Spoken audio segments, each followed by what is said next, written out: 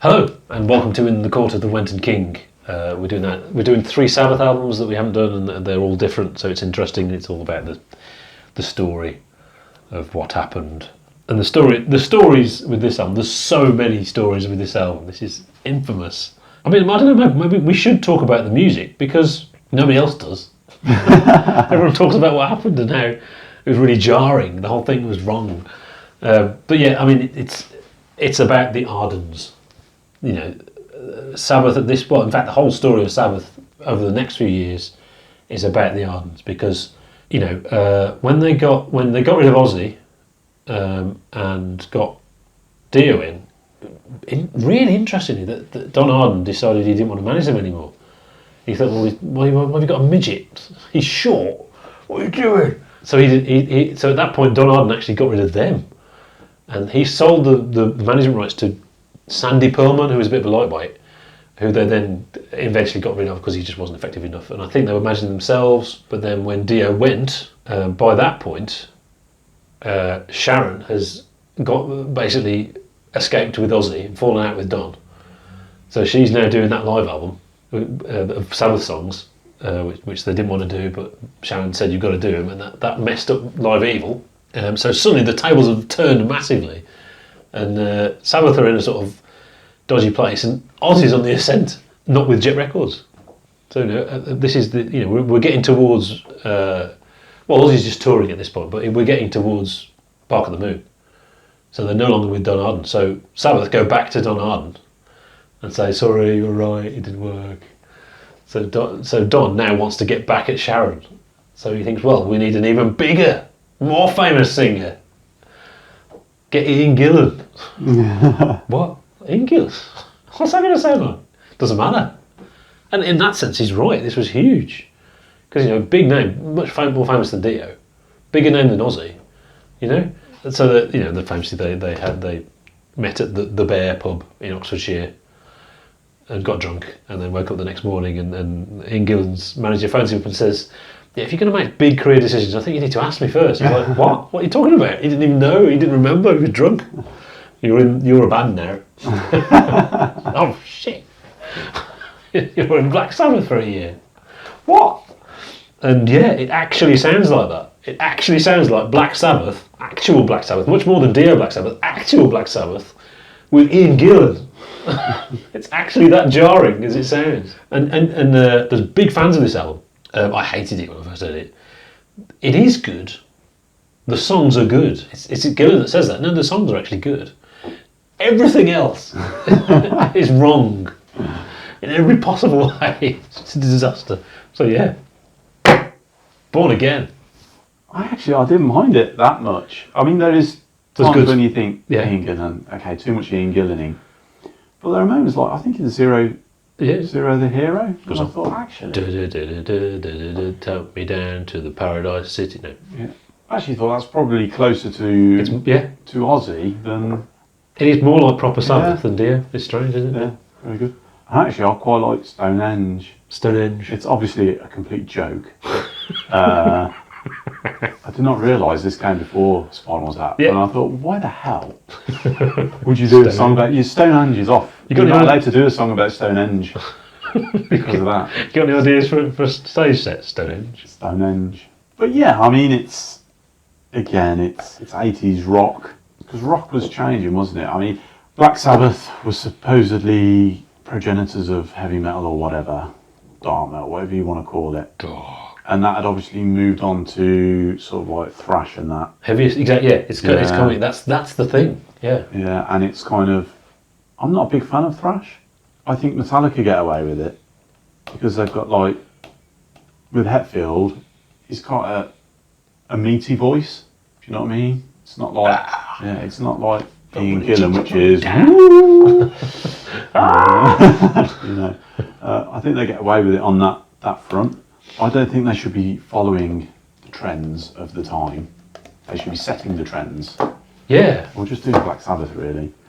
It starts to sound like they're making albums by the numbers. Oh, what's popular at the moment? It's almost like a formula now, a spreadsheet. You've got a list of bits you've got to hit.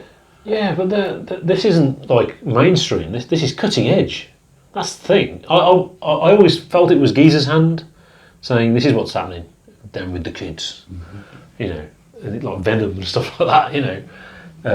All that stuff sounds ridiculous now, to be honest. But yeah, so and that's on that album, dark heaviness. It's very much that. I mean, this is 83, not 88 or something. Absolutely cutting edge. The problem with that though is, I mean, thrash seems to sacrifice complexity, or whatever you want to call it, or composition for speed. Subtlety. Yeah. Yeah. So it's very precise, very fast, but it's not very interesting. Yeah, exactly. Everything becomes more one-dimensional. Over time, everything's become more and more and more less interesting. Yeah. And that's my take on it. Too thrashy. With obviously jarring moments of Ian Gillan, but not always. Actually quite surprising in some instances where you think, actually that sounds alright. I never thought that would happen. So, but it's Gillan being really good, and it's Black Sabbath being really good. It just shouldn't be no together. Venn diagram. Opposing force. Wrong. It is wrong. It's just wrong. So yeah, you have to remember that Don Arden was right short term in that this was huge. So where do we start with the stories? There's so many stories about this album. Bill's back. They've got Bill back for the album. That's really cool. And there are a couple of Bill moments. It's obviously, you can tell this is broken Bill, I think. But there are a couple of awesome Bill moments on there. You think nobody else would do that. Nobody else would do that. And of course, so Bill had been in rehab and was actually sober for the recording of this album. And Tony Iommi made him a plaque saying congratulations on sober for so many months, and gave him the plaque, and he was drunk. So he couldn't do it. And I think the problem was, you can understand, one, it's weird because Ozzy's not there. And it's the three of them again, but without Ozzy. And they're all messing around and doing crazy stuff, and yet he's trying to be clean and not drunk. And he's just in the wrong environment. You can see it, you know. So that's a shame. It's Richard Branson's house. It's all in Oxfordshire. I don't know why. It's like they had to meet halfway because Gillan's in London and they're in Birmingham. That's just typical of the whole thing. It's like, just why? It's just farcical. And so Gillan runs around with Richard Branson smashing windows with rocks. It's his house. Things like that. And then obviously they all got bought these cars. I don't know if they were like little go-karts or they're actual cars. Maybe they're actual cars. So Gillan decides to have a drive of Bill's car, I think, which was actually in revenge for something else. Crashes it, of course. Properly crashes it, as in actually turns it over. He gets out, it explodes, or catches fire, that kind of thing. It was proper, got out in the skin of his teeth. That's what Trashed is about. So Bill finds Ian Gillan's boat, which is moored on the river, sinks it. So his boat just disappeared. I think it just went down and they never found it again. And then of course there's the mixing. The question of the mixing has never been answered. This is the deluxe edition. This was where maybe they'll actually remix it, and they didn't. They said they couldn't find the tapes. Can't find the tapes. And there's all sorts of stories where Gillan says, well, I heard it in before he went off for them to master it. You know, he heard it in the studio. It sounded amazing, and then when he put the record on, it sounded awful. It sounds like that Geezer has just turned the bass up to 10. So it's all. It does sound terrible, and if you've got Black Sabbath on Random Play on Spotify, you'll hear it. Between any like even the first album, it sounds clear, and then it does sound horrible. So that's the thing. I wonder if it's a Geezer thing, because of all the trouble with Live Evil. There is no bass on Live Evil, you know. And Geezer is trying to bring back proper Sabbath. And there is always the thing that Geezer wasn't really happy with doing the 80s thing and wanted to go back to proper Sabbath. And this album is kind of trying to do that. So I wonder if it really is Geezer just turning the bass up to full. And that's why it sounds terrible. And there's talk about on the playback that Gillan played it back so loud, full blast, that actually blew out some of the speakers. So when they mixed it, they couldn't hear it properly. And things like this. So I don't know, maybe. But yeah. The cover, of course. It's Crusher Jules. Crusher, who you may or may not know. He presented Noisy Mothers, the TV show in the 90s, and at the time he did album covers, I think. and it is an old painting or something, and it's weird because the same painting is on like a Depeche Mode album from 1980, and it is just awful. It's just awful, and it's the way you look at all the album covers and it doesn't fit, and it doesn't, but they still went with it. That's the weird thing. Why didn't they just change it? And there's even a suggestion that Crusher was deliberately making something jarring because he'd just done that Aussie Live album and didn't want to alienate Sharon. So tried to deliberately do a terrible Black Sabbath one so they'd reject it but you'd still get the money. And they just did it, they just used it. Is that true? I don't know, it just seems so ridiculous. So then, of course, we're going to go on tour now, so anyone got any ideas for the stage set? Stonehenge. So they got feet mixed up with inches or whatever it was, like in Spinal Tap, and supposedly Geezer spoke to the producer of Spinal Tap. You have to remember, it is absolutely contemporary. At one point I thought there was a preview of Spinal Tap which was before this, so it is absolutely contemporary. They must have written that right at the last minute. It is so ridiculous. It's weird, there's a couple of pictures and they're different. I'll put a couple of pictures up. You look at the drum riser, how big the drum riser is, and that's not even halfway to the top of these massive things. It's stupid.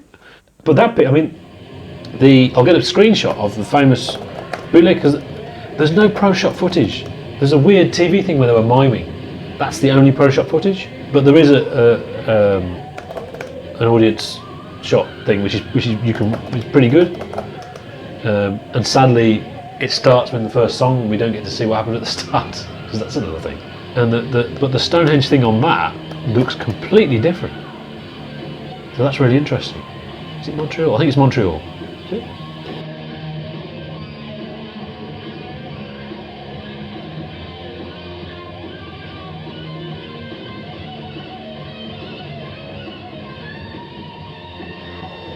Yeah, but they're here. They're different, aren't they? Yeah. They've got the amps in. No, I knew about that. I knew they had ones that actually had the amps built in, but they are completely different from that other photo. I'm not even convinced that photo is maybe it's like, it's all weird and red, like that's a mock-up, maybe, and that's not the real ones. Or they actually halfway through just chop the legs off. Yeah, probably. Because it's going to go in anyway. And then to leave them at some dock somewhere. There's some massive Stonehenge things that are bigger than the real ones. Bigger than the container ship. They're wood and fiberglass, so they're really, really heavy, really dangerous. And of course we have Don Arden, show business. It's all about show business. Gets a midget because they're all getting midgets by now because they want to make fun of Dio. Ozzy was hanging a midget every night.